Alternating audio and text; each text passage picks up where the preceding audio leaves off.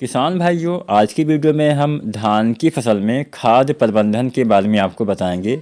मतलब सीधी सी भाषा में अगर हम बताएं तो कौन कौन सी खादों का इस्तेमाल धान में किस किस अवस्था में करना चाहिए, इसके बारे में एकदम कंप्लीट जानकारी बहुत ही कम समय में आपको देने वाले हैं। तो आज की ये पूरा वीडियो किसान साथियों देखिएगा, और जो भी आपका सवाल हो, जो भी आपका सुझाव हो, आप कमेंट कर सकते हैं। चलिए ज़्यादा समय ज़्यादा वक्त नहीं गंवाते हैं, वीडियो स्टार्ट करते हैं। इससे पहले चैनल को सब्सक्राइब नहीं किया है तो आप इंडियन एग्री हेल्प चैनल को सब्सक्राइब करके बेल आइकन दबाना मत भूलिएगा। चलिए वीडियो स्टार्ट करते हैं। किसान साथियों, यहाँ पे हम जो फार्मूला आपको बताएंगे वो डीएपी वाला फार्मूला बताएंगे। ज़्यादातर किसान साथी डीएपी खाद का ही इस्तेमाल करते हैं। अगर आप कोई दूसरा फार्मूला जानना चाहते हैं तो कमेंट करिए, उसके ऊपर भी वीडियो आ जाएगी, जैसे एनपीके या एसएसपी वाला फार्मूला। तो पहले तो हम जानते हैं कितनी मात्रा में डीएपी का इस्तेमाल करना चाहिए। तो डीएपी का इस्तेमाल कब करना चाहिए ये हम सबसे पहले जानते हैं। सबसे पहले किसान साथियों, रोपाई के समय वाली खाद के बारे में हम बताएंगे। तो धान की रोपाई करते समय या फिर रोपाई करने से पहले सबसे बढ़िया तरीका रहेगा कि रोपाई करने से पहले ही खादों का इस्तेमाल कर दीजिए। अंतिम जुताई के आसपास, पानी लगाने के आसपास तो बेस्ट रहेगा।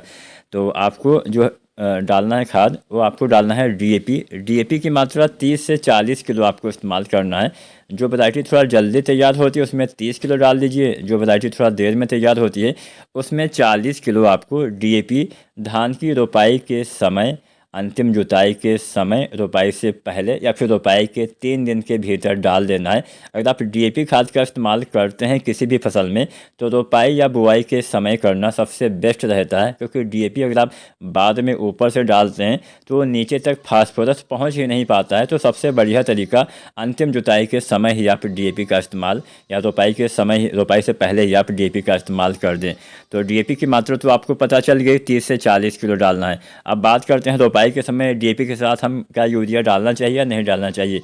तो आप डाल भी सकते हैं, आप नहीं भी डाल सकते हैं, क्योंकि डीएपी में नाइट्रोजन होता है। तो आप चाहें तो बाद में डाल सकते हैं। अगर आपको उसी समय डालना है तो आपको लगभग 16-17 किलो आपको यूरिया डीएपी के साथ रोपाई के समय डालना चाहिए। अगर कोई वैरायटी देर से तैयार होती है तो उसमें 20 किलो आप यूरिया डालिए। मतलब मोटी मोटा 16 से 20 किलो यूरिया आपको डालना है। आप चाहें तो डीएपी के साथ उसी समय मिला के डाल दीजिए। आप चाहें तो एक सप्ताह बाद भी डाल सकते हैं, जो हमने यूरिया की मात्रा पहली वाली बताई है। इसके बाद बात करते हैं पोटाश की। तो पोटाश की आप संपूर्ण मात्रा लगभग आप औसतन 30-35 किलो आप डाल दीजिए रोपाई के समय, या फिर आप 2 भागों में बांट के डाल सकते हैं। आधी मात्रा रोपाई के समय डाल दीजिए, आधी मात्रा 40-45 दिन के अंदर आप जब अंतिम यूरिया डालेंगे तब डाल दीजिएगा। तो पोटाश की मात्रा भी हो गई, डीएपी हो गया, यूरिया हो गया, तो रोपाई वाली मात्रा हो गई। अब हम बात करते हैं कि अब हमें आगे कितनी बार यूरिया डालना चाहिए। तो धान की फसल में कुल मिला के 3 बार आपको यूरिया डालना है। मतलब बहुत सारे किसान साथी ज़्यादा भागों में बांट के डालते हैं, लेकिन मात्रा इतनी ही आपको रखनी है। औसतन 3 बार भी आप डाल सकते हैं या फिर इससे ज़्यादा बार भी डाल सकते हैं, मात्रा इतनी ही रखनी चाहिए। तो हम 3 बार का आंकड़ा आपको बता देते हैं। तो रोपाई वाली मात्रा आपने जान ही लिया, 16 से 20 किलो या फिर रोपाई की एक सप्ताह के अंदर।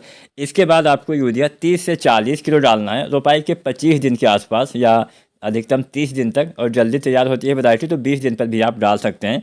मात्रा रहेगी 30 किलो से लेके 40 किलो। 30 किलो जल्दी तैयार होने वाली किस्मों में, 40 किलो थोड़ा देर से तैयार होने वाली वैरायटियों में आपको यूरिया दूसरी मात्रा डालनी होती है।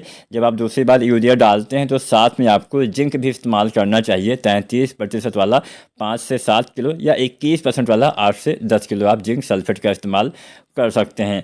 अब बात करते हैं अंतिम यूरिया के बारे में। तो अंतिम यूरिया आपको लगभग 40 दिन या 45 दिन या 50 दिन के अंदर डालना है।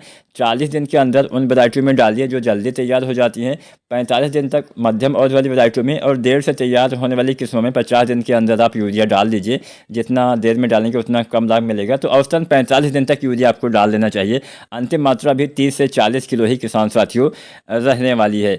अब जो किसान साथी 2 भागों में पोटाश बांट के डालेंगे तो अंतिम मात्रा यानी आधी मात्रा पोटाश आप जब अंतिम यूरिया डालेंगे तो उस समय डाल देंगे तो अच्छा लाभ मिलेगा। जब भी आप खादों का इस्तेमाल करिए तो उस समय मिट्टी में नमी होनी चाहिए। हमेशा यूरिया खाद का इस्तेमाल सिंचाई करने के बाद ही करिएगा, तभी ज़्यादा लाभ आपको मिलेगा। क्योंकि सिंचाई से पहले यूरिया डालने से यूरिया पानी के साथ नीचे चला जाता है, आपके पौधे को ज़्यादा मात्रा में नाइट्रोजन नहीं मिल पाता है। आप खादों का इस्तेमाल भी करते हैं और आपको कोई विशेष ज़्यादा लाभ भी देखने को नहीं मिलता है।